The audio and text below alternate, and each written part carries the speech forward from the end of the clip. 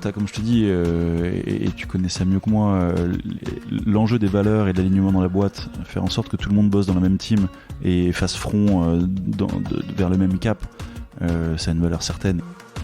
Salut à tous, je suis Vincent Aboyance et vous êtes sur Harmony Inside, le podcast du collectif Be Harmoniste, sur lequel j'interviewe des dirigeants qui ont réussi à allier succès business et culture entreprise exceptionnelle. Bonne écoute à tous. Salut Alexandre. Salut Vincent. Écoute, merci de m'accueillir chez toi ce matin. Alors on va prévenir les gens qui nous écoutent directement. On a une fois dans l'année des gens qui coupent les arbres et c'est aujourd'hui que ça se passe. Exactement, la seule fois de ma vie où je fais un enregistrement à la maison, j'ai un mec qui vient élaguer un arbre à côté. Voilà, c'est parfait, c'est un bon timing. Impeccable. Écoute, à part ça, comment ça va ce matin ? Très très bien. Très bien. Eh bien écoute, du coup Alexandre, moi je te connais un peu, mais les gens qui nous écoutent te connaissent pas encore. Du coup, question très traditionnelle, est-ce que tu peux commencer par te présenter ? Alexandre Belliti, donc je suis le fondateur de la société Clini, entreprise de nettoyage responsable et innovante, fondée en 2012. Aujourd'hui, on est 350 collaborateurs en CDI et on fait un peu plus de 7 millions de chiffres d'affaires.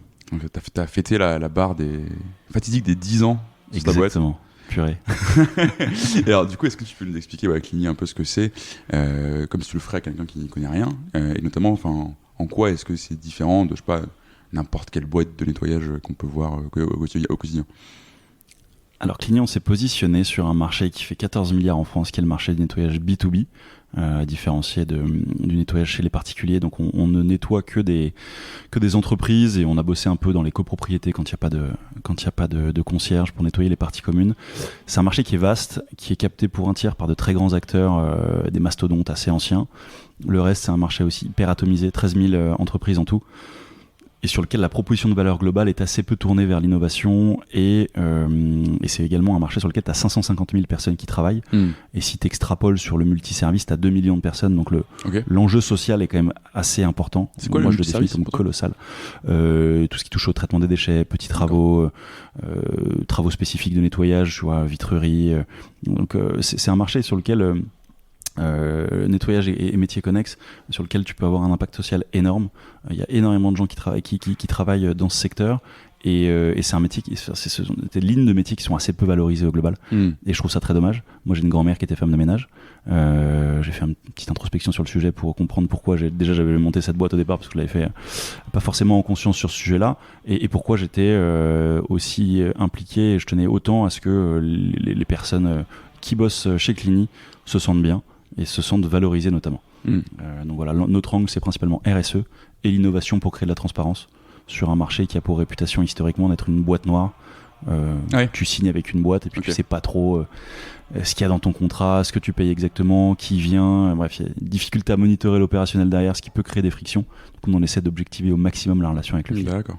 Et après, effectivement, oui, tu dis que c'est une boîte noire, etc. Tu t'engages avec une boîte et tu vois pas vraiment ce qui se passe. Mais c'est aussi un marché sur lequel les gens veulent pas forcément voir vraiment ce qui se passe.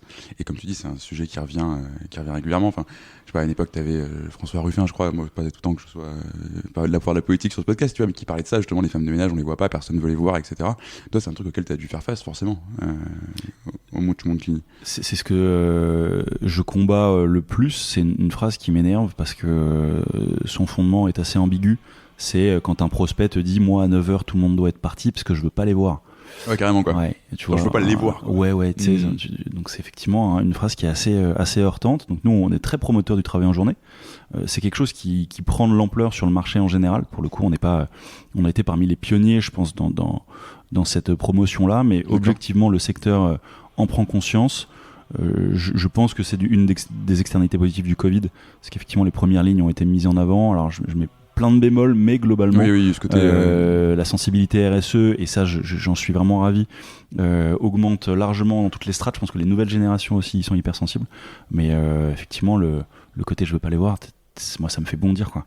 Ouais, je comprends. Et puis les implications derrière, c'est que c'est déjà des populations agents d'entretien qui ont des métiers qui sont compliqués, qui sont physiques, qui sont pas très bien rémunérés. Tu peux pas en plus imposer des horaires complètement décalés de la société. Ça c'est tous nos employés ont des enfants, une vie de famille et ont besoin de se sentir inclus dans la société comme tout le monde. Donc c'est un combat qui est hyper intéressant et qui est fondamental. Enfin, en fait, je comprends même pas que ça n'ait pas été un prérequis de base. Mais justement, en fait, toi, t'arrives avec une proposition de valeur, pas une proposition de valeur, mais en tout cas un projet d'entreprise et derrière des valeurs que tu portes et une envie que tu portes, qui va entre guillemets un peu à l'encontre d'un marché qui à l'époque, en tout cas, est très cynique, pour peu qu'il le soit plus ou moins aujourd'hui. Comment ça se passe? Tu te prends des portes, tu arrives à trouver des clients facilement, tu arrives à la faire accepter, parce que tu rentres, t'es plus dans une négociation de prix, là, t'es dans une négociation de, en fait, ça va se passer comme ça ou pas, c'est ton service complètement qui change. Alors, c'est marrant que tu dis ça, parce que est-ce qu'on a trouvé notre marché? Oui. Aujourd'hui, on fait, comme je dis, 7,3 millions de chiffre d'affaires en 2021, rentable, avec 7% d'EBITDA. On y est. On a trouvé une forme. Après, on est sur un marché qui fait 14 milliards, donc on est encore microscopique par rapport au mastodonte du secteur, mais on peut dire qu'on a déjà posé quelques jalons de validation. C'est pour nous un impératif que de continuer à être promoteur du travail en journée et de tout ce qui touche au RSE. On est en train de se labelliser Bicorp parce que j'ai longtemps lutté pour rendre tangible. Tu vois, tu dis que t'es RSE, tu peux mettre une photo de la Terre et d'un dauphin sur ton site internet et prétendre que t'es RSE. C'est ce que font beaucoup de concurrents. Ou alors tu peux prendre des engagements tangibles et rationnels et les ancrer dans le dur, donc les ancrer dans tes statuts, avoir des chartes en interne sur 36 sujets qui touchent au bien-être des collaborateurs et vraiment le formaliser de manière concrète. C'est ce qu'on essaie de faire et de rendre tangible par différents moyens, par la formation, l'accompagnement, l'insertion, la montée en compétences. On a mis en place...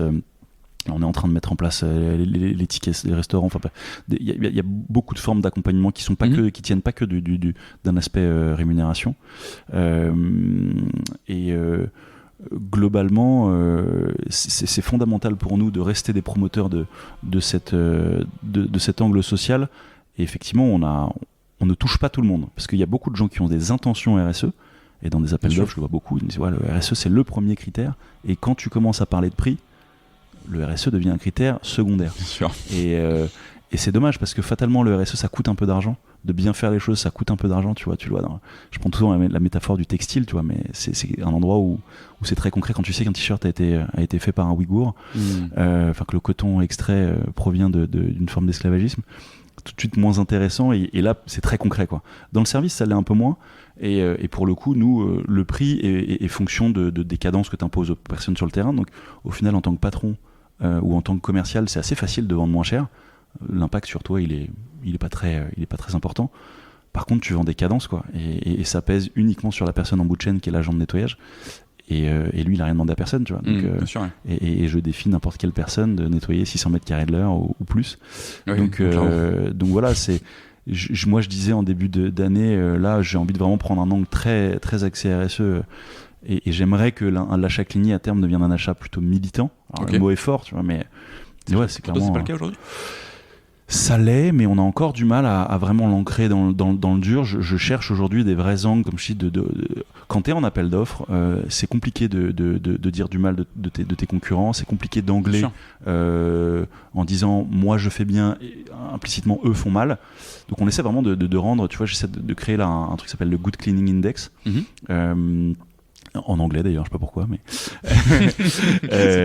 mais c'est des critères qui ne nous concernent pas que nous, qui soient des critères tangibles, tu vois, une grille d'évaluation pour les acheteurs, pour se dire voilà, il est à minima utile, impératif même de respecter tel critère pour s'assurer que la personne qui fait le boulot soit respectée et travaille dans des conditions saines et sereines. Tu vois. C'est pour moi fondamental et on essaie d'être assez inventif sur ça. Voilà. Et justement, c'est un truc notamment si on parle des cleaners, c'est comme ça que tu appelles tes employés, je crois. Exactement, ouais. Enfin, tu les mets déjà dans ta com, etc. Tu les mets en avant. On peut voir les portraits de tes cleaners, je crois, ou des choses comme ça sur. Ouais, on essaie de les mettre en avant parce qu'on a des gens fantastiques aujourd'hui. On a 350 personnes. Là, on a fêté nos 10 ans. Je regardais toutes les personnes qui ont travaillé chez Cligny dans l'histoire de la boîte. Et je vois qu'on a des gens qui sont là depuis plus de 8 ans. C'est fantastique, tu vois. Et c'est des gens qui sont la force vive de ma boîte. Ce serait anormal de ne pas les mettre en avant. Et en fait, on l'a fait.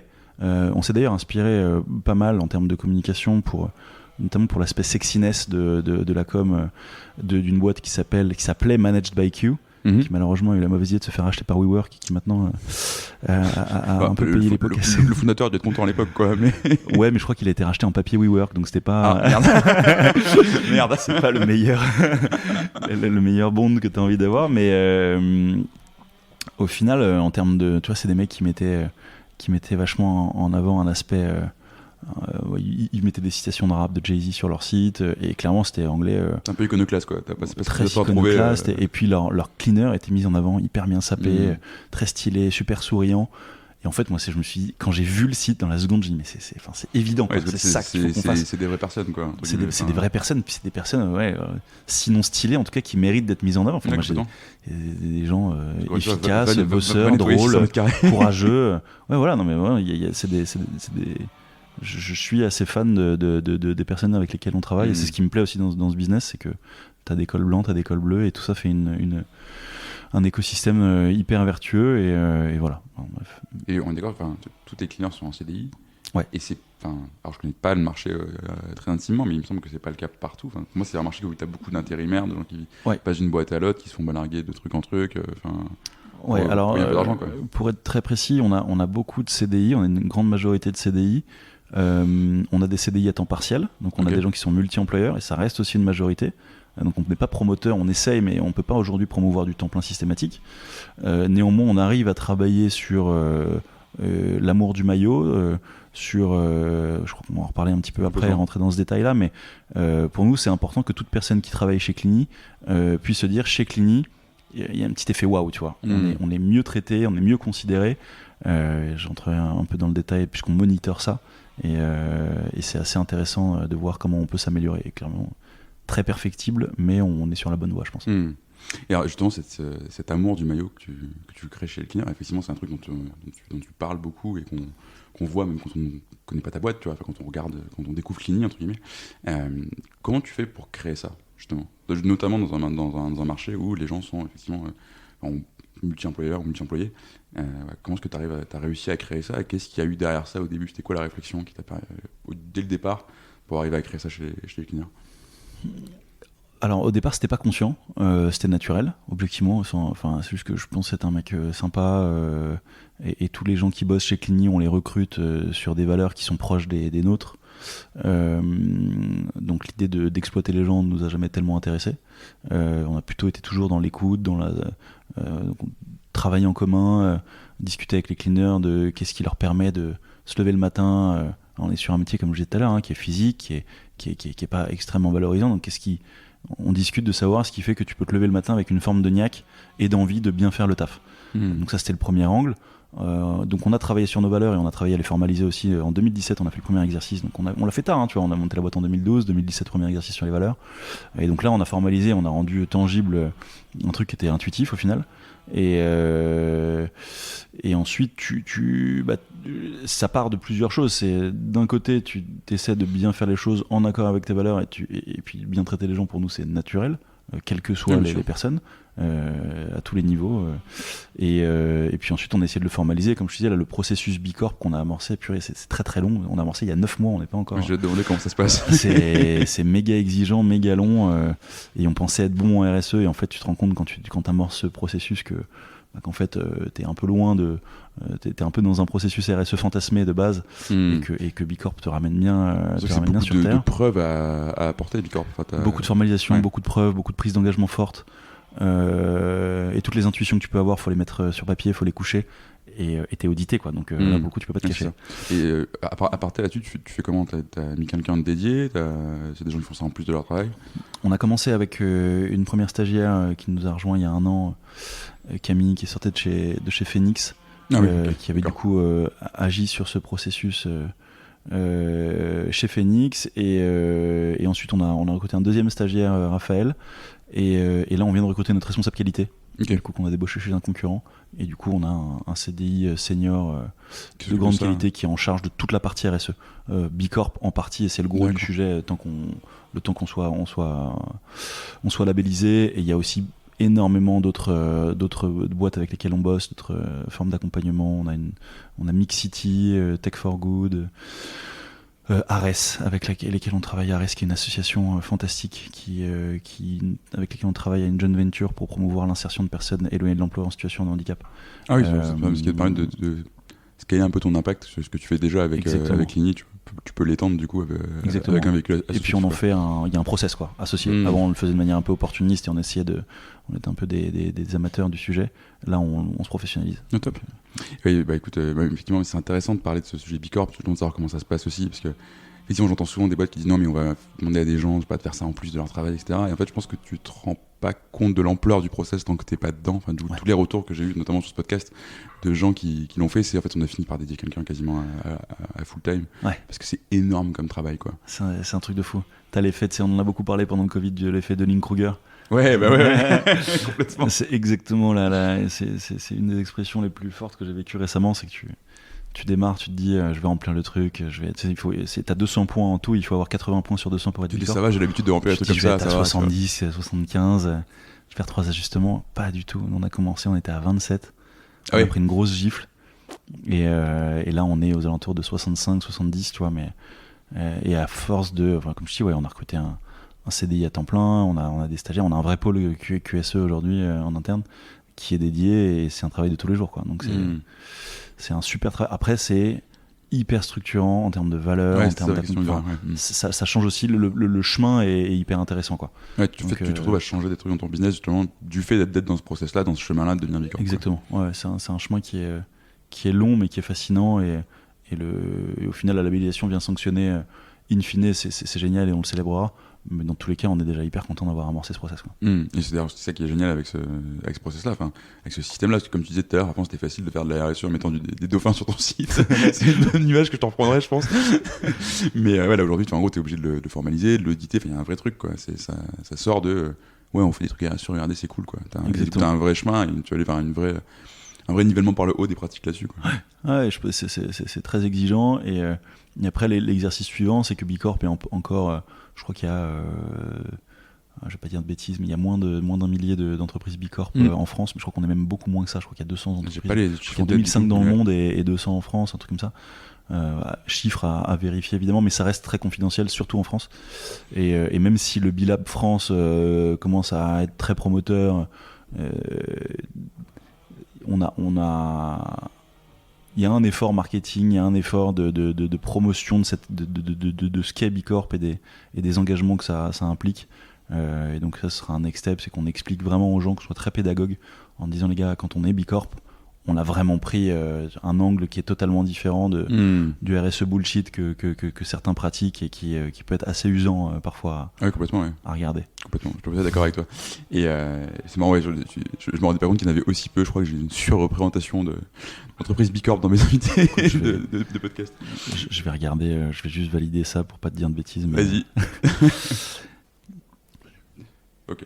Et du coup, si on revient sur le sujet de l'amour du maillot des cleaners, indépendamment de toute certification, etc., c'est quoi les effets que tu as observés parce que c'est quand même un travail aussi que tu as fait. Tu vois, entre guillemets, déjà, ça te coûte de l'argent, ce que tu me disais au début, tu les rémunères mieux, tu donnes des avantages, tu as des structures de formation. Ouais, tu recrutes, tu fais pas le minimum de coûts, le maximum de profit, donc déjà ça te coûte de l'argent. Et puis c'est aussi un coût en temps, ce travail que tu as fait sur tes valeurs, on va en reparler, mais de manière générale sur ta culture, ton expérience employée, etc. C'est quoi les effets que tu remarques? Qu'est-ce que ça te permet de nouveau d'avoir fait ça? Déjà, dans un premier temps, vu que le RSE, en tout cas chez nous, évidemment il y a un angle sur les produits, donc tout l'impact environnemental qu'on peut avoir. Là on vient de finaliser, on a finalisé il y a 6 mois notre bilan carbone. On modélise ça et on a une roadmap pour diminuer notre impact carbone avec émettre le moins de CO2 possible, mettre en place des processus de compensation pour, une fois que tu as atteint l'optimum, essayer d'avoir un impact négatif. Donc tu as des process comme planter des arbres, investir dans des éoliennes, bref, mais le volet environnement, déjà on n'était pas si mauvais que ça. On a un bilan carbone qui est plutôt bon par rapport au secteur. Sur Bicorp toujours là. Alors le bilan carbone s'inclut dans Bicorp, mais donc t'as cet angle-là. Et ensuite chez nous, pour répondre du coup vraiment à ta question du coup, c'est que le gros de ce qu'est Bicorp et de ce qu'est l'engagement RSE chez nous, c'est du social. Et dès lors que tu touches au social, tu touches à l'humain. Et quand tu touches à l'humain, bah, ça se ressent directement, tu vois. Quand tu communiques avec les gens, tout ce que tu fais va dans le sens d'améliorer le quotidien des gens avec lesquels tu travailles. Donc en termes de culture de boîte, en termes de temps passé avec les hommes, ça a des impacts directs. Tu vois, les gens ressentent que on prend du temps pour essayer de maximiser leur quotidien et qu'on se triture le cerveau pour essayer d'avoir un réel impact sur leur vie. Donc c'est génial. Et toi, justement, je crois que c'est un truc que tu mesures, du coup. Parce que moi, en gros, une objection qu'on a souvent nous, dans ce qu'on fait, tu vois, c'est quand on essaie de convaincre des gens, c'est en gros, ce travail-là, c'est pas héroïste, quoi. Genre, est-ce que tu peux me garantir un ROI sur le fait que je vais dégager du temps des équipes et de l'argent pour faire ce travail-là? Je suis là, bah, écoute, le ROI, tu le verras, hein, mais tu le verras dans 2 mois, 3 mois, 6 mois. Mais c'est pas quelque chose qui est difficile à quantifier, justement. Et, si tu parles de ROI au sens financier du terme, c'est-à-dire 1 euro investi égale 3 euros rentrés. C'est pas une campagne de market, quoi. Exactement. On n'est pas sur Google. Maintenant. T'as, comme je te dis, et tu connais ça mieux que moi, l'enjeu des valeurs et de l'alignement dans la boîte, faire en sorte que tout le monde bosse dans la même team et fasse front vers le même cap, ça a une valeur certaine et qui est assez intangible. Qui n'a pas de prix d'ailleurs. Qui n'a pas de prix, ouais. Je le pense, après c'est ma conviction, tu vois, mais je pense qu'il y a des boîtes aussi qui font des trucs comme des bourrins et qui s'en foutent et qui sont des boîtes qui font des croissances délirantes. Voilà. Après, il y a l'alignement perso, c'est que moi je tiens à être en phase avec mes valeurs et je me lève le matin pour un truc. C'est notamment toute cette histoire humaine et sans ça je perds ma motivation et du coup ça impacte la boîte et je pense que c'est valable pour beaucoup de mes collaborateurs. Après t'as un ROI qui est que là je peux mesurer, c'est la satisfaction des gens avec lesquels je bosse, quoi. Ouais, bien sûr. Et ce retour tu peux supputer que ça a un impact sur la qualité du travail fourni, sur l'engagement, sur le turnover. Donc tu vois, le turnover, pour le coup, ça c'est héroïste direct, quoi. C'est quand tu as un turnover faible, fatalement ça te coûte moins d'argent, tu as moins de problématiques sociales, tu as moins de prud'hommes, tu as moins de... tu vois, c'est des sujets sur lesquels nous on est bon, quoi. Bien sûr. Donc, ouais, tu as moins d'accidents du travail, tu as moins de trucs, enfin tu vois, ça c'est des externalités. Quand tu fais les choses bien, oui, en général. Exactement. Il y a une petite notion de karma quand même derrière, quoi. Exactement, et ça je crois pas mal à ça aussi. Ouais, je comprends. Alors, du coup, je reviens sur tu as travaillé sur tes valeurs la première fois en 2017, tu me disais. Exactement. Donc après 50 boîtes. Qu'est-ce qui t'a conduit à le faire à ce moment-là? On avait levé des fonds. Je fais une toute petite parenthèse, il y a 170 boîtes Bicorp en France. Merci pour ça. Moins de 200, effectivement, tu avais raison. 200, tu vois. J'avais le bon chiffre en tête.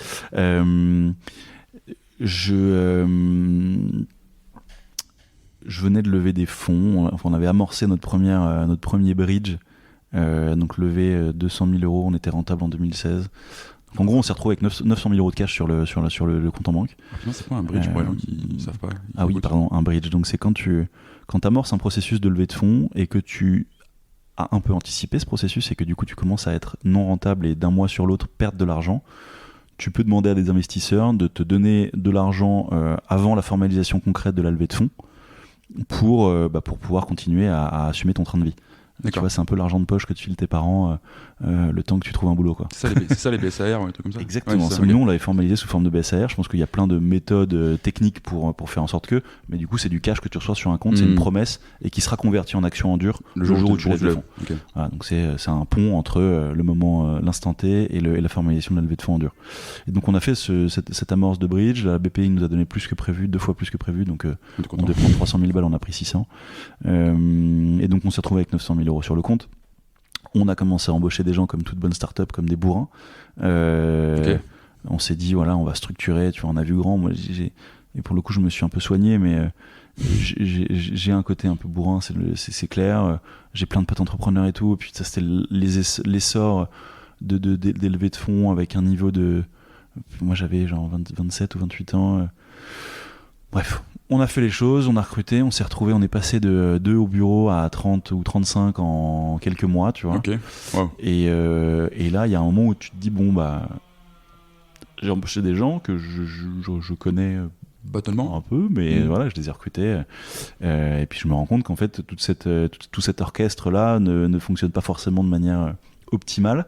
Et puis tu te poses les questions, quoi, que tu t'aurais dû te poser avant normalement, mais que fatalement tu mets un peu la charrue avant les bœufs. Et donc là on s'est dit on va bosser avec des coachs pour faire ce travail-là en équipe. On a mis tout le monde dans une maison de campagne, trop sympa, mix staff, mix stuff. Et c'était très cool, ouais. C'était un travail fondamental que j'invite à faire très tôt, le plus tôt possible, et notamment au niveau fondateur, parce que je pense que les valeurs fondateurs sont primordiales dans... tu vois, elles sont implicitement inculquées dans le cadre de l'embauche et tout. Spontanément, normalement, tu recrutes plutôt des gens qui sont en phase avec tes valeurs, mais parfois les fondateurs sont pas forcément totalement alignés de base. Entre eux, ouais. Voilà. Donc c'est vraiment un travail hyper important à faire et le plus tôt possible, je pense. Ouais, je suis complètement d'accord avec toi. Surtout le fait d'ailleurs, même si au niveau des fondateurs, t'es pas complètement aligné sur les valeurs et sur plein d'autres choses, par ailleurs. Hein. Tu peux te dire, oui, non, mais ça va, on se connaît, à la limite, c'est mon pote, etc. Tu vois, quand tu te prends avec un pote.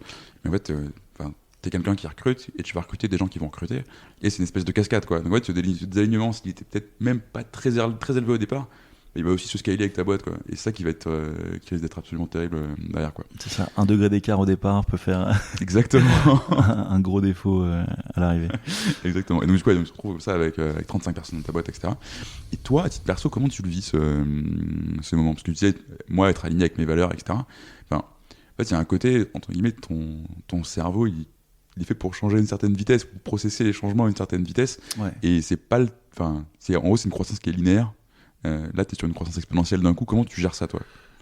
Ça, c'est un vrai sujet. Parce que, en fait, il faut un niveau d'introspection à ce moment-là que, objectivement, j'avais pas à l'époque. Moi, j'étais vachement dans le fantasme de ce que j'allais devenir, dans la vision. Entre le super entrepreneur, quoi. Ouais, alors l'entrepreneur tout court, je pense que si t'es pas entrepreneur, si t'as pas une capacité à rêver, à imaginer ce que tu deviendras, parce qu'objectivement sinon il faut être taré, quoi. Et donc tu te projettes et tu ne peux arriver à te projeter qu'en fantasmant,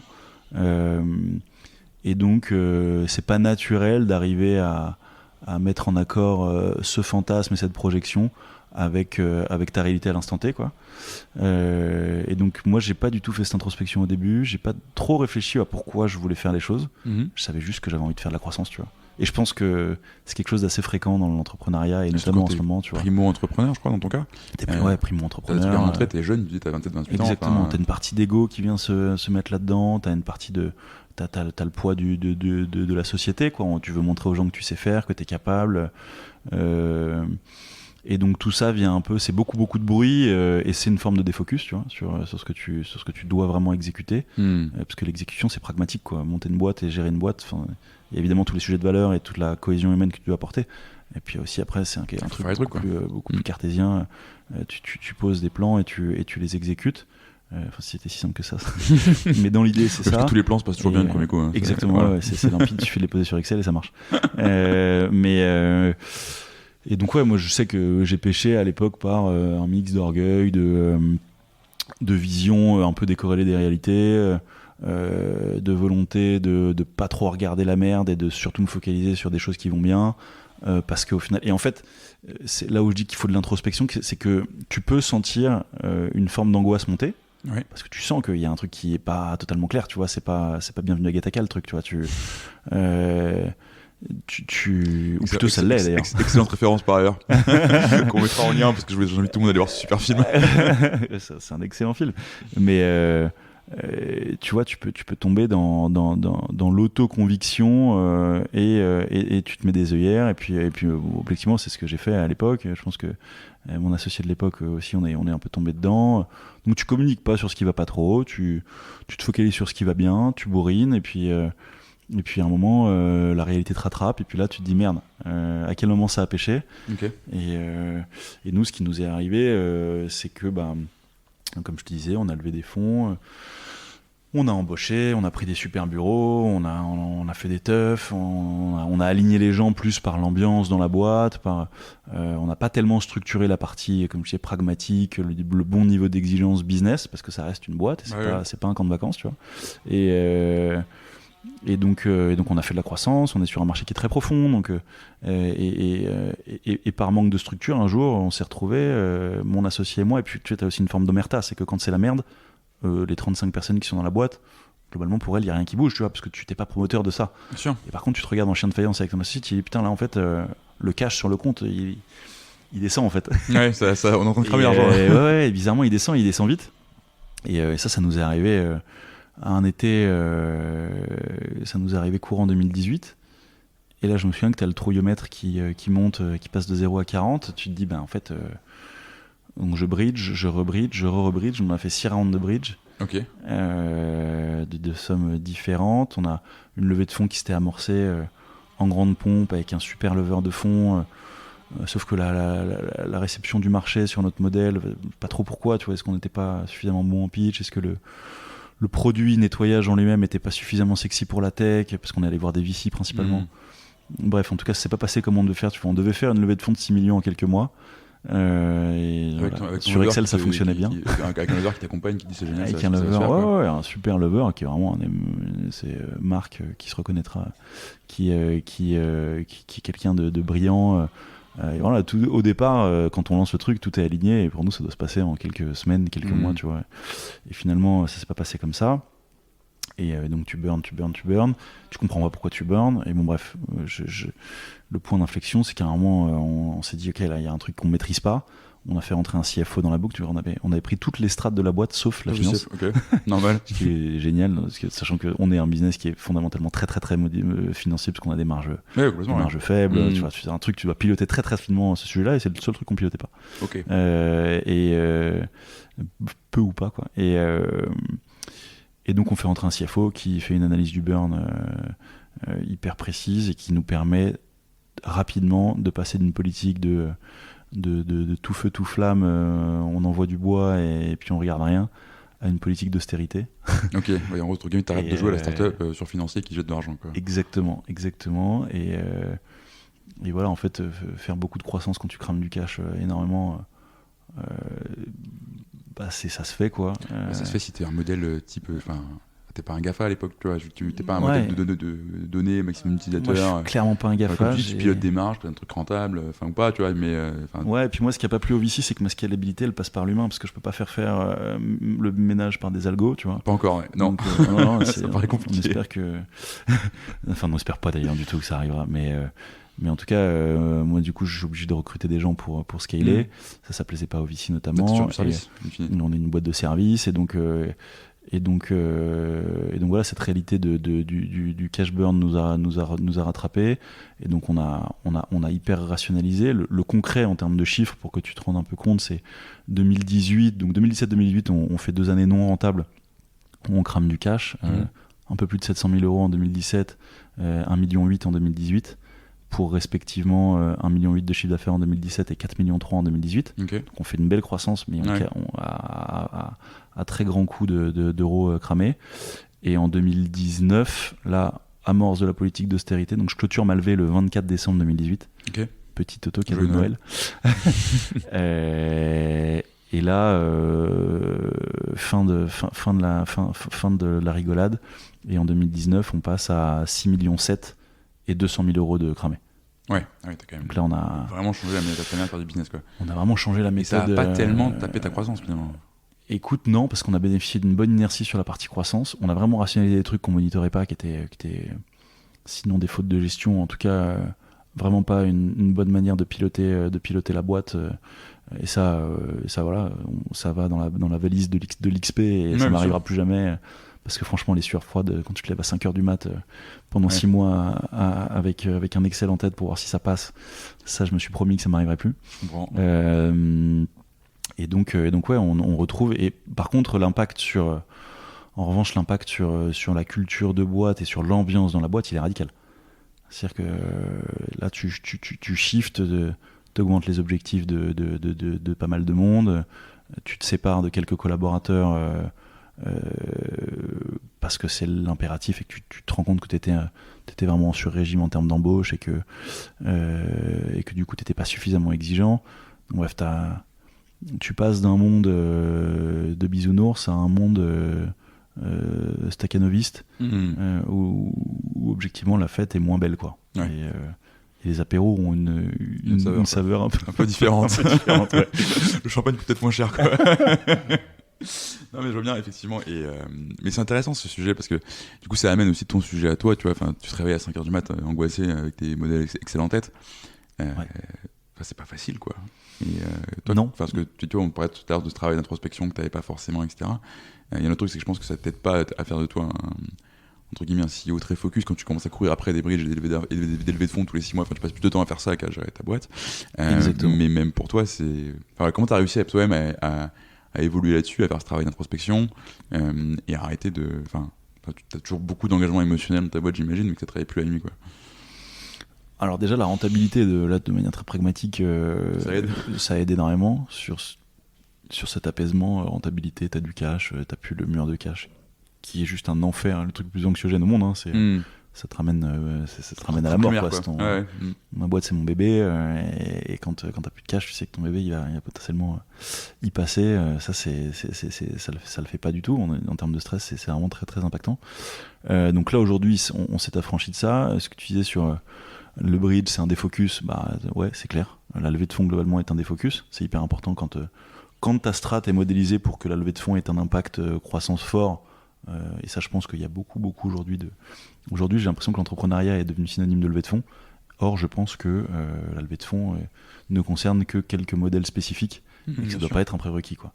Mais et donc, quand tu as décidé que tu devais lever des fonds pour subvenir à tes besoins d'entrepreneur, c'est du coup un impératif. Donc, il faut s'y focus, mais il faut être hyper sharp, il faut être processé, il faut se laisser des timings, faut pas y passer plus de temps que nécessaire. Et moi, j'y ai perdu beaucoup de temps. Et clairement, ça a eu un impact sur ma gestion de la boîte, puisque quand tu es dehors, tu vois, en 2018, j'ai fait plus de 200 meetings levés de fonds. Ces 200 meetings, je suis pas au bureau. Ouais. Du coup, ça a eu un impact sur ma relation avec mon associé, ça a eu un impact sur ma relation avec mes équipes, ça a eu un impact avec... et puis, toute cette période, comme je dis, la période où tu dors mal, t'es angoissé, t'en parles à personne, et donc tu touches à un phénomène assez connu qui est la solitude de l'entrepreneur. T'es moins sympa aussi. Donc pareil, en termes d'ambiance de boîte, quand j'arrivais et que je voyais quelqu'un faire un truc qui me plaisait pas, j'étais plus trop dans la pédagogie, quoi. Donc, et t'en es revenu du coup de tout ça? J'en suis revenu, bien sûr. Tu travailles dessus, parce qu'en fait c'est pas soutenable dans une boîte, quoi. La boîte, c'est ton bébé, et ce qui fait la force de ta boîte, c'est les gens qui y sont. Donc t'es obligé de te tendre le bras, même dans les périodes de tension. Déjà, t'es dans une période de tension et c'est uniquement ta faute. Moi, j'ai une croyance très très forte, c'est que t'es exactement là où tu souhaites être, et que la seule personne qui est capable de te remettre à flot, c'est toi. Tu peux te faire aider, tu peux discuter, tu peux échanger avec des gens, mais il n'y a personne qui va se lever le matin pour résoudre tes problèmes. Donc tu ne peux te consulter que toi-même, et globalement, si tu as fait des erreurs, à toi de les assumer. Et donc ça, c'est plutôt un mindset que j'ai de base, tu vois, même si il y a des moments où c'est vraiment, vraiment pas facile. Et donc à moi ensuite de remettre une ambiance sympa dans la boîte, et c'est ce que j'ai fait là sur les 18 derniers mois. C'était mon principal focus, c'était de recruter des gens avec lesquels je m'entends bien, premier KPI, et de remettre une ambiance très tournée vers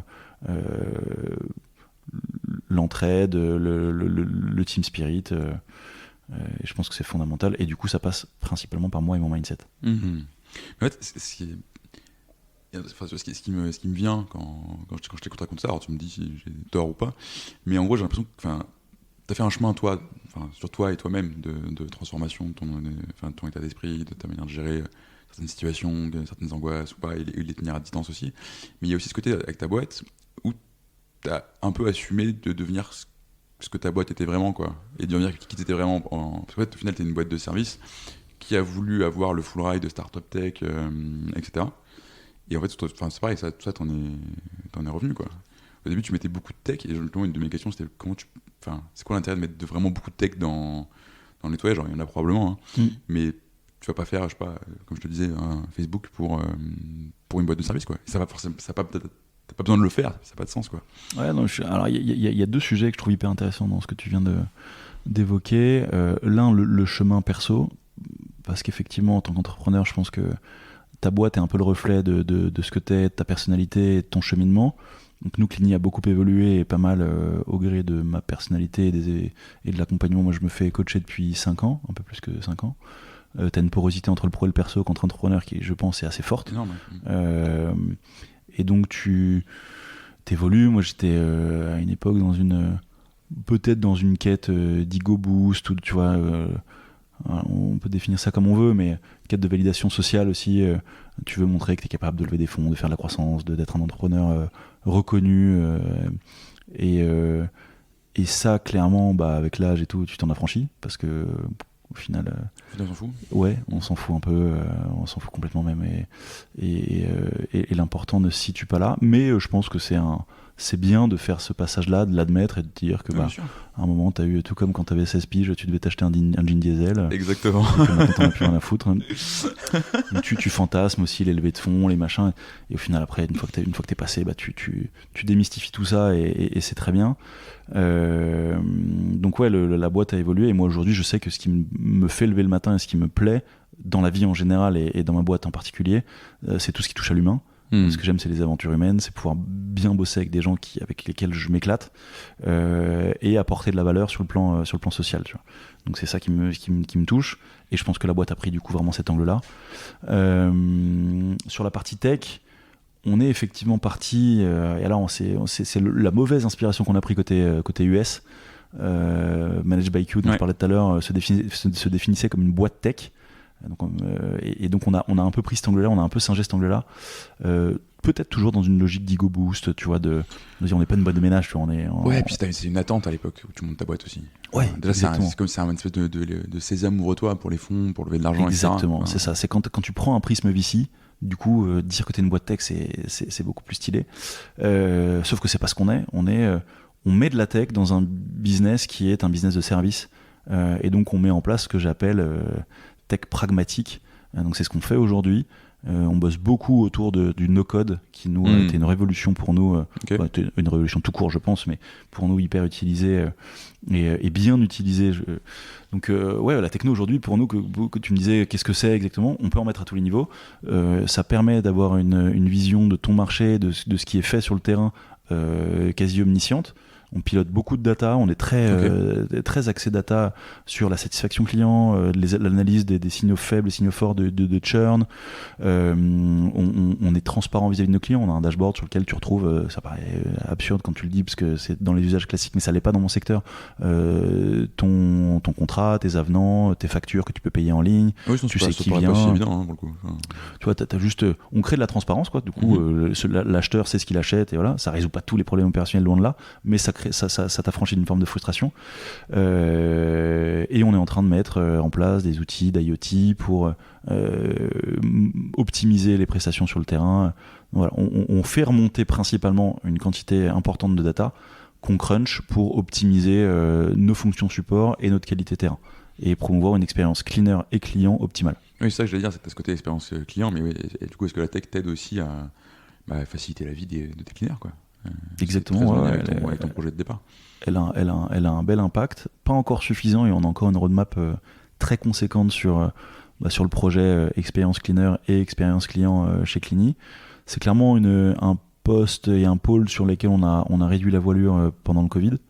Ça nous a permis aussi de rester, enfin on a un peu rallongé la roadmap volontairement. Parce que ça a dû être un gros coup le Covid pour toi vu ton activité, enfin les bureaux sont fermés, du coup il y a moins de ménage, quoi. Joli coup de stress, le Covid en mars 2020, avril 2020 surtout, parce qu'en fait mars 2020 on perd du jour au lendemain 100% de notre chiffre d'affaires, mais du coup on fait un mois de mars à 50%.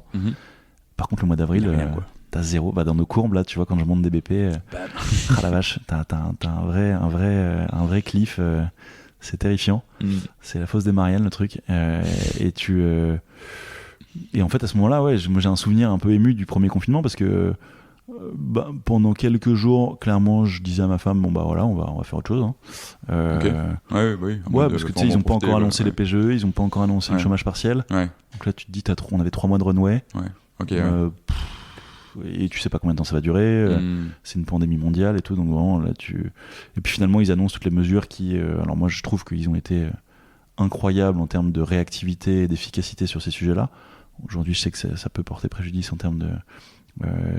Puisque en termes électoral, en tout cas, tout le monde tombe sur le gouvernement actuel, puisqu'ils ont dépensé sans compter. Ça a aidé ta boîte et que ça a sauvé ta boîte. En tout cas, nous, ça a sauvé notre boîte, et je pense que ça a sauvé un paquet de boîtes. Et je trouve que ce qui a été mis en place a été hyper confortable et hyper rassurant. Et donc après, confinement, nous, calme plat, quoi. Donc tu te poses sur des sujets structurants, des sujets de fond. Et ça, c'est au final. Et puis moi, j'avais ma femme qui était enceinte à ce moment-là. Okay. Donc, moment plutôt apaisant in fine, une fois que tu as mis en place les PGE, que tu as mis tout le monde au chômage partiel. Après, tu bosses sur des sujets de fond, t'es confiné, donc t'as rien d'autre à faire. Tu ranges la voilure et t'attends que ça passe, quoi. Exactement. Donc, deuxième confinement beaucoup plus complexe. Okay. Parce que là, déjà, je sais pas si tu te souviens, mes premiers confinements, il faisait beau. Ouais. Deuxième confinement, mois d'octobre, de l'enfer, il pleuvait tout le temps, il faisait nuit à 18h. Ouais, c'est vrai. Ah là, terrifiant niveau mental. Le moral était usant, ouais. Ah ouais, moi ça m'a flingué pour 36 raisons, mais et donc ouais, le Covid, à chaque fois qu'on confinait, bah tu vois, les gens sont plus au bureau, quoi, donc télétravail, client qui dit bah les gars, en fait il y a plus personne, passez pas, quoi. On met sur pause, et sauf que nous on n'est pas Netflix, tu vois, donc quand tu mets sur pause, tu mets des gens au chômage partiel, c'est dur opérationnellement, et à chaque fois c'est mettre sur pause, relancer la machine, mettre sur pause, relancer la machine. Ça coûte énormément opérationnellement. En termes de cash, c'est très impactant aussi. Et puis à chaque fois, tu as un sentiment de redondance. Enfin, le premier confinement, on pensait que ça allait être un one-shot. Deuxième, troisième, finalement, tu dis, putain, combien de fois on va se taper le truc. Puis après, bon, la vaccination, et aujourd'hui, mais bon, on n'est toujours pas sorti, quoi. Ouais.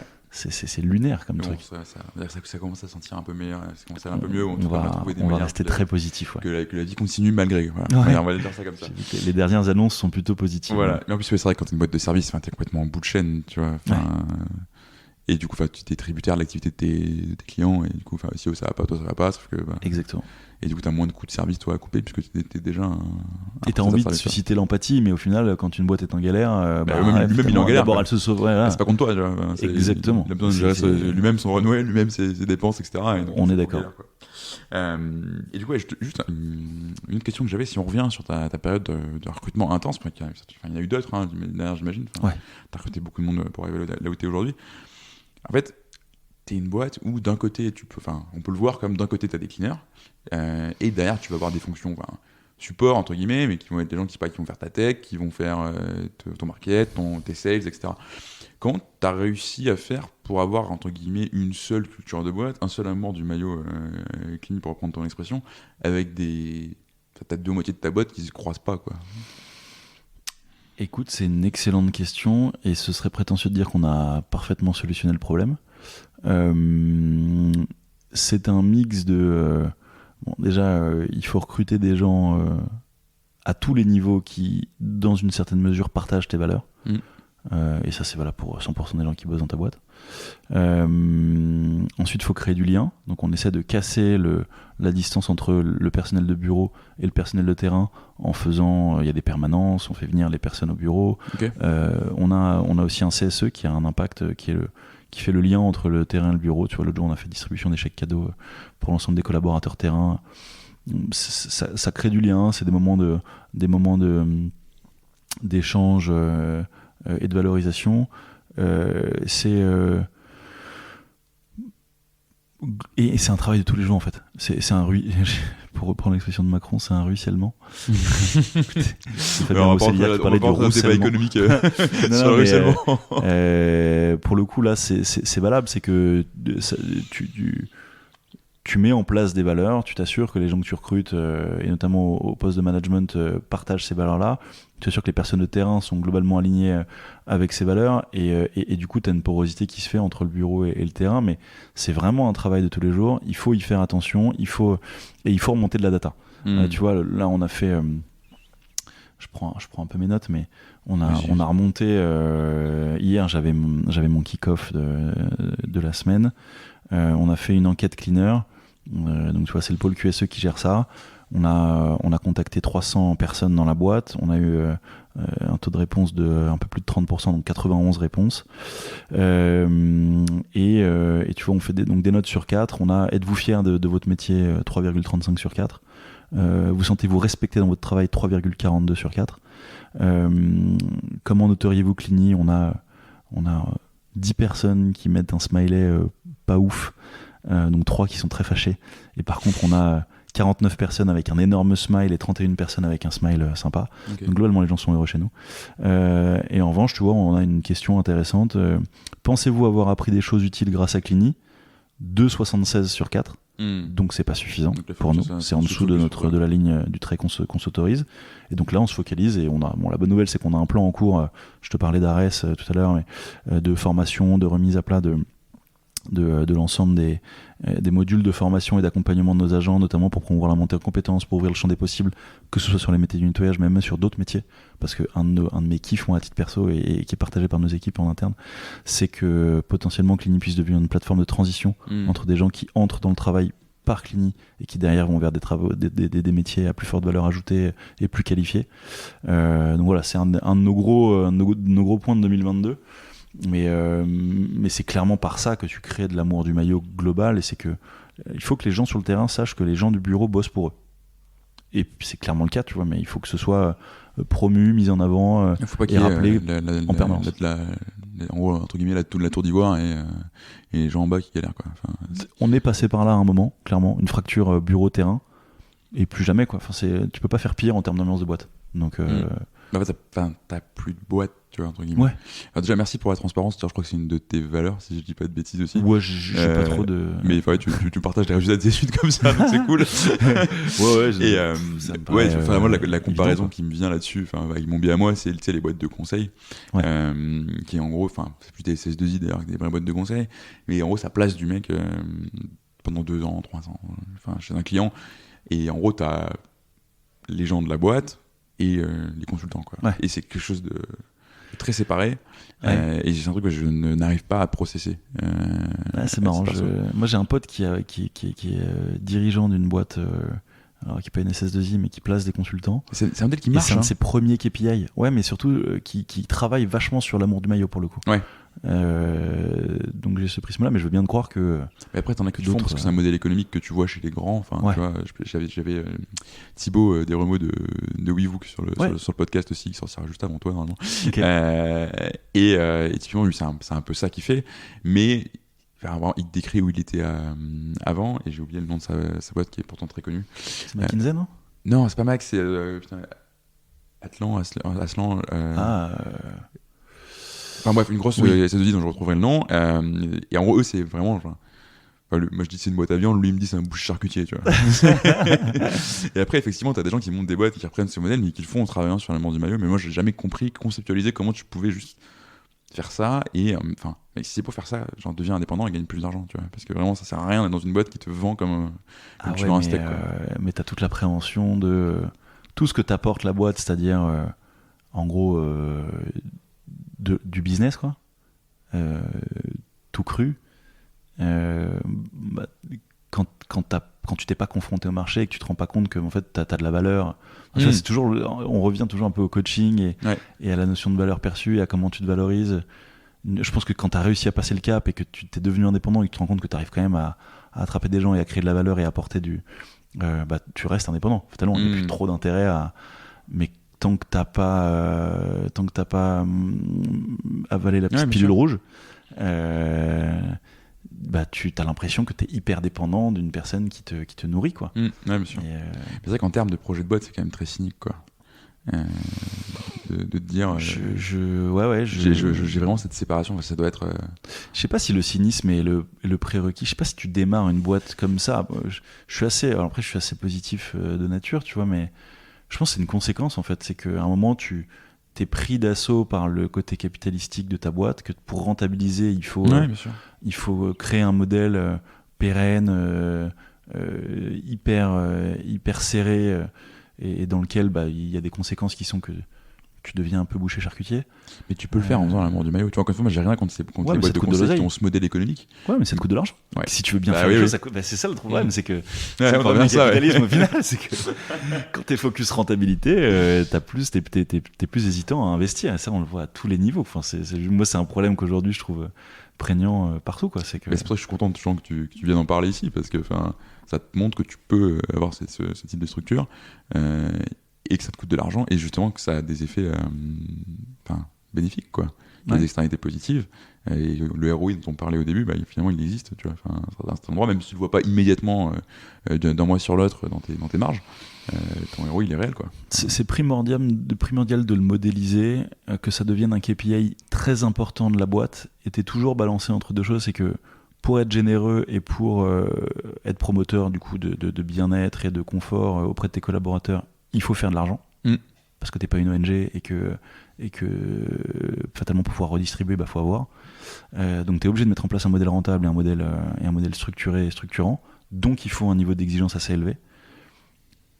Mais une fois que t'as, il faut effectivement mettre en place un modèle qui puisse être un modèle redistributeur. Et ça, c'est pas forcément naturel. Je peux comprendre que quand tu fais une traction de cochon et que tu commences à faire du cash, c'est grisant et tu peux te faire avoir par tout ça. Et c'est très humain en fait. Donc faut arriver à tweaker le truc pour arriver à combiner les deux. Croissance rentable, forte et redistribution. Et ça, pour le coup, c'est un beau chemin que tu as fait, parce que je t'es revenu de... Ouais, mais on est des rookies, nous. Ouais, bien sûr. Mais ouais, t'as 10 ans, t'es plus tellement un rookie. Hein. Ouais, c'est plus en termes de volume. Je trouve qu'on est au démarrage d'un truc qui peut vraiment être sympa, tu vois. Et moi, je suis fasciné par des boîtes comme Patagonia. Oui, bien sûr. Ouais. Tu vois, dans les boîtes Bicorp, t'as vraiment des boîtes qui ont fait des trucs... qui font des chiffres d'affaires ultra conséquents avec un mindset, des valeurs portées at scale et qui sont des vrais modèles hyper impactants. Et moi, c'est ça qui me fascine, tu vois. Et je peux en aucun cas me comparer à date à ces gens-là. Mais c'est clairement un objectif de vie, quoi. Ok, alors justement, du coup, ça nous amène à une autre question. Ça fait 10 ans que tu as fait cette boîte-là. Ouais. Elle tourne ta boîte, ça se passe bien, tu vois. Enfin, du coup, c'est quoi l'ambition maintenant pour toi, pour toi et pour Clini, du coup? Eh ben, c'est de continuer, comme je dis, cette croissance rentable, très conscient qu'on veut faire un modèle sur lequel le KPI principal, c'est le bien-être des collaborateurs, l'expérience collaborateur et l'expérience client, évidemment, donc combiné. Partant du principe aussi que l'expérience client découle en partie de l'expérience collaborateur, parce que des gens heureux qui bossent chez toi, comme tu dis, en termes de karma, ça se ressent. C'est on va encore me dire que je suis perché. Ça y est. Et de... Oh non, mais là, on est au niveau 0 du perché. Oui, mais je sais. On peut rentrer dans le perché si tu veux. Toi, mon chef. Et donc, ouais, c'est continuer à grossir, continuer à bien faire les choses et rester très, très précis et très focus sur faire les choses bien, quoi. Et ouais, Bicorp et tout l'écosystème toute l'ambiance qu'on est en train de mettre en place au sein de la boîte, je pense va nous permettre de tendre vers ça. Maintenant, il faut aussi que le marché s'éduque, que les acheteurs s'éduquent. Moi, mon rêve, et ça excède Clini, c'est que je trouve que socialement, on est sur un marché qui a un potentiel d'impact colossal. Ce que je disais au début, tu vois, il y a vraiment beaucoup de gens et beaucoup de gens bien qui bossent dans ce secteur-là. Et ça me plairait beaucoup que ce secteur évolue pour se valoriser, tu vois. Arrête de s'excuser, de faire des métiers considérés comme à faible valeur ajoutée. T'as des bureaux dégueulasses, c'est juste pas possible. Tu vois, c'est la pierre angulaire. En tout cas, c'est pierre angulaire, le mec qui se valorise.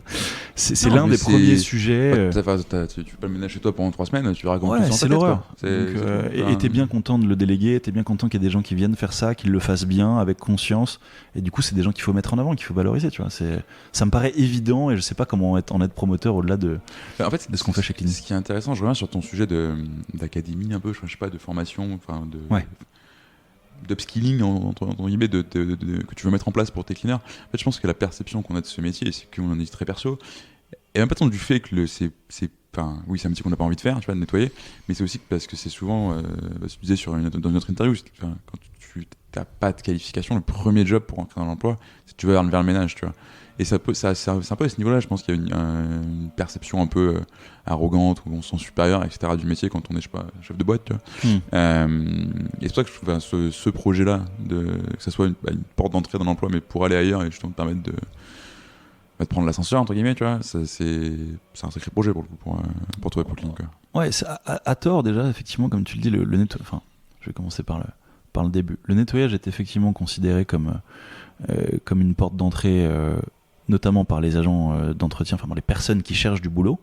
C'est clairement l'un des premiers, si ce n'est le premier endroit dans lequel tu vas solliciter un job parce qu'il y a cette perception que n'importe qui peut y entrer. Côté acheteur, c'est considéré comme bonnet blanc, blanc bonnet. De toute façon, les mecs font du ménage. Quelle sera la différence? La réalité, elle est tout autre. C'est que tu peux faire. Enfin, c'est un métier qui est compliqué, sur lequel il faut énormément de volonté, de courage et des skills, parce que vraiment, moi, pour le coup, j'ai fait des formations pendant un moment dans un centre de formation dédié. Tu peux nettoyer le même espace 2 fois plus vite et 2 fois mieux, suivant que tu es formé, accompagné. Tu peux faire des trucs terribles aussi en termes d'hygiène, utiliser les mauvais produits, et je te passe les détails de trucs crados, mais t'as vraiment envie de savoir que la personne qui bosse chez toi, elle a été formée et qu'elle fait les choses bien.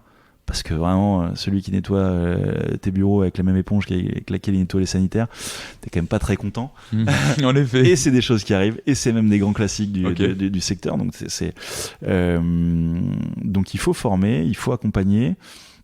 Et puis, je sais pas si c'est vraiment le poste. Malheureusement, c'est l'un des postes sur lequel les gens ont envie de faire des économies. Je sais pas si c'est vraiment là qu'il faut taper, tu vois. Ça fait partie du bien-être des salariés, en fait. C'est partie du bien-être des salariés. Tu sais que tu embauches des personnes qui sont voilà, il faut évidemment pas. Il faut que le prix soit juste. Et il y a un juste prix dans notre secteur qui correspond au niveau de formation, d'encadrement, d'accompagnement, de qualité de matériel, tu vois, qui est vraiment un juste prix. Dès lors que tu vas en dessous de ce juste prix, tu joues sur les cadences, donc tu précarises des gens en situation de précarité. Et ça, je trouve pas ça cool. Mais aujourd'hui, et nous, je pense qu'on est vraiment dans un juste prix. On va en moyenne à 21 € de l'heure. Okay. Mais on nous dit encore, et souvent on me dit vous êtes cher, quoi. Et tu vois, enfin, je peux être transparent au point de, tu vois, je dis mon EBIT tout à l'heure, à 7 points d'EBIT. Ouais, c'est cool, tu vois. C'est pas, on est à des kilomètres d'Apple, tu vois. Et les gens, ils vont s'acheter un iMac. Enfin, ils vont s'acheter un Mac, je veux dire, ils seront ravis, mais ils vont essayer de négo âprement sur des sujets comme le nettoyage. Et c'est un truc, c'est assez naturel, je le comprends, et en même temps, c'est assez énervant. Parce que tu as envie de dire, tu veux que tes bureaux soient propres, tu veux que les gens qui bossent chez toi soient engagés, restent, qu'il n'y ait pas de turnover régulier. Il y a un enjeu de sécurité, il y a un enjeu de. Tu vois, tu veux pas que la personne qui travaille dans tes bureaux, puis en général, on a les accès à des bureaux. Oui, bien sûr. Que la personne soit. Il y a un minimum de fiabilité, de pérennité et de confiance, et de confiance, exactement. Tout à fait. Donc, et puis, tu n'as pas envie de savoir que cette personne-là, elle a du mal à finir ses fins de mois et à nourrir ses gosses, quoi. Je trouve pas ça cool. Et d'où l'intérêt de faire ce que tu fais en termes de travail sur ta culture au sens large, mais tes valeurs, le pourquoi de Clini, etc. En fait, tu prenais l'exemple d'Apple tout à l'heure, je vais pas refaire Simon Sinek et le why, etc. Mais quand tu achètes Apple, tu achètes une histoire et tu achètes le fait d'être une meilleure personne grâce à l'objet que tu as entre les mains. Tu n'achètes pas un ordinateur qui marche bien. Donc en fait, le fait justement d'avoir travaillé, formalisé tout ça, etc. Évidemment, tu as les aspects RSE, mais même d'un point de vue commercial, tu peux aller vers des trucs qui sont. En fait, c'est ça que tu vends et plus juste une personne qui vient chez toi 1 heure pour faire du ménage, quoi.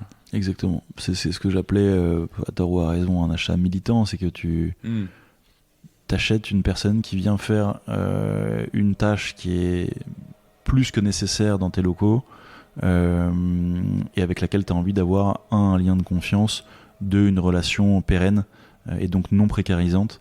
Et ça, je pense, ça devrait devenir un KPI cible. Tu vois, quand t'es Bicorp, tu te soucies de tes prestataires et de leur manière de fonctionner. Clairement, nous, on s'inscrit dans cette logique-là, c'est on prétend être des prestataires responsables et qui font le boulot correctement. Écoute, tout ça nous amène à la dernière question traditionnelle du podcast, que tu connais du coup. Donc, toi, aujourd'hui, après tout ce que tu nous as raconté, toutes ces phases par lesquelles tu es passé, ce serait quoi ton conseil à un dirigeant d'entreprise qui hésite justement à se poser la question de travailler sur sa culture entreprise, même si on a déjà pas mal discuté du sujet dans l'interview. Bon, tu l'auras compris, ça peut pas être une grande surprise. Ne faites rien, surtout. Voilà, ne travaillez pas dessus. Non, la culture d'entreprise est fondamentale. Je pense que le plus tôt, le mieux. Je pense que le plus régulier le mieux aussi, parce que non pas que la culture fondamentalement évolue, parce que on en parlait un petit peu en off au début, j'en suis à peut-être 4 ou 5 workshops, itérations sur les valeurs, et au final tu tournes un peu, tu vois, c'est globalement les mêmes items qui remontent systématiquement, avec de petits ajustements, avec encore une fois suivant ton évolution en tant que personne, en tant qu'homme, en tant que boîte, puisque fatalement comme dans n'importe quelle boîte il y a du turnover, il y a des évolutions. Donc c'est important de se mettre à jour, mais c'est le socle, c'est l'ossature de ta boîte en fait. Tu recrutes en fonction de ça, et si tu le fais pas, tu risques de recruter des personnes pour des skills ou pour des objectifs qui sont importants mais pas forcément alignés avec tes valeurs. et du coup il y a forcément un moment où ça va péter. Donc il y a une hiérarchie dans la pyramide des priorités entrepreneuriales, et pour moi les valeurs sont le pilier de base, les fondamentaux de ce qui permet ensuite d'être efficient. Je pourrais pas être plus d'accord avec toi, je pense. Merci beaucoup Alexandre pour tout ça. Merci beaucoup à toi Vincent. Et puis à très bientôt. Ouais, à bientôt. Bye.